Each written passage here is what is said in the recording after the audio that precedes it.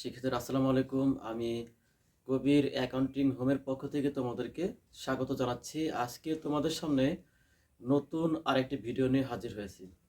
শিক্ষার্থীরা, আমরা সর্বশেষ যে ক্লাস হিসাব বিজ্ঞানের আমরা খরচ বকেয়া এবং খরচ অগ্রিম এই নিয়মটা নিয়ে কিন্তু আলোচনা করেছিলাম। আজকে সেটা প্র্যাকটিক্যাল সমাধানটা কি করে করতে হবে সে সংক্রান্ত কিছু নিয়ম এখানে আমরা আলোচনা করব।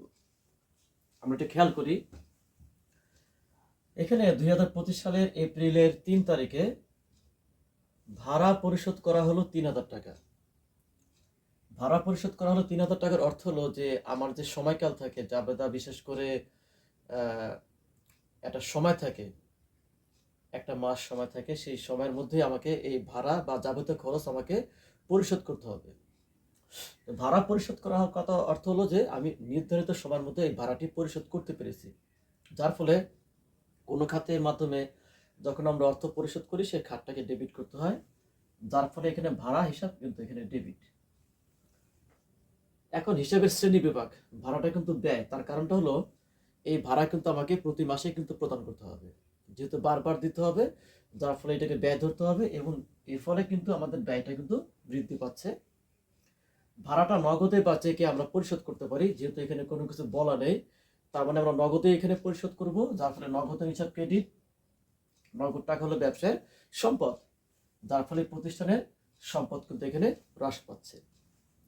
আমরা এপ্রিলের 3 তারিখের দিকে একটু খেয়াল করি, ভাড়া পরিশোধ করা হয়নি অথবা অপরিশোধিত অথবা বকেয়া 1000 টাকা, একই কথা। ভাড়া পরিশোধ করা হয়নি, অপরিশোধিত বা বকেয়া, এখানে এই কথার অর্থ হলো যে নির্ধারিত সময় থাকে, সেই সময়ের মধ্যে আমরা এই ভাড়ার টাকাটা পরিশোধ করতে পারি নাই, যার ফলে এই ভাড়াটা এখন বকেয়া খরচে রূপান্তর হবে। এখন আমরা কোনো খরচ পরিশোধ করতে পারি বা না পারি, সেটাকে কিন্তু আমাকে ডেবিট করতে হবে। ভাড়া পরিশোধ করলাম, সেটাও ভাড়া তখন ডেবিট করতে হবে। আর ভাড়া যে এখন পরিশোধ করতে পারি নাই, তার মানে কিন্তু ভাড়া এখানে ডেবিট করতে হবে।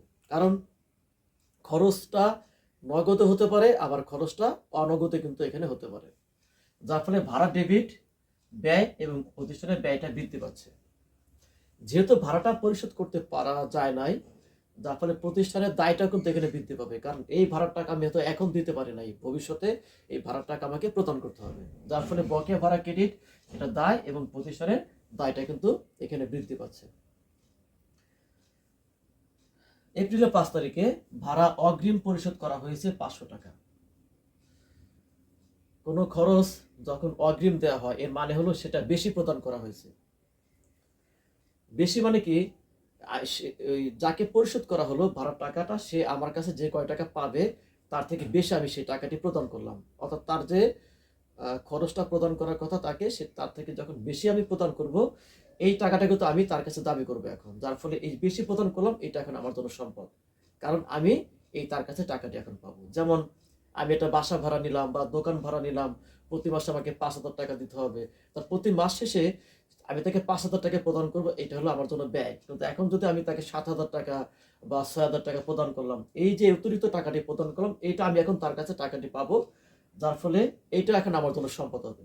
যার ফলে অগ্রিম পরিশোধ, এখানে অগ্রিম ভাড়া ডেবিট, যে টাকাটি অগ্রিম দেওয়া হলো এটা আমার পাওনা তার কাছে, যার ফলে এটা আমার জন্য সম্পদ হবে। সম্পদ এবং প্রতিষ্ঠানের সম্পদ এখানে বৃদ্ধি পাচ্ছে। অপরদিকে নগদে যেহেতু পরিশোধ করা হলো, নগদান ক্রেডিট, এটাও সম্পদ, এবং অপরদিকে সম্পদ কিন্তু এখানে হ্রাস পাচ্ছে। এইভাবে ভাড়া শুধু না, বেতন, বীমা প্রিমিয়াম, পরিবহন খরচ, কমিশন, যত প্রকার খরচ আছে, সেই খরচগুলো পরিশোধ করা হলো বা পরিশোধ করতে পারি নাই অথবা অগ্রিম দেওয়া হলো, যে কোনো খরচের ক্ষেত্রে আমার এই নিয়মটা কিন্তু একই, অর্থাৎ এই নিয়মে আমাকে সমাধান করতে হবে। শিক্ষার্থীরা, আজকে তোমাদের সামনে এই পর্যন্ত। ইনশাল্লাহ আগামীতেও আমি তোমাদের সামনে নতুন ভিডিও নিয়ে হাজির হব। সবাই ভালো থাকো।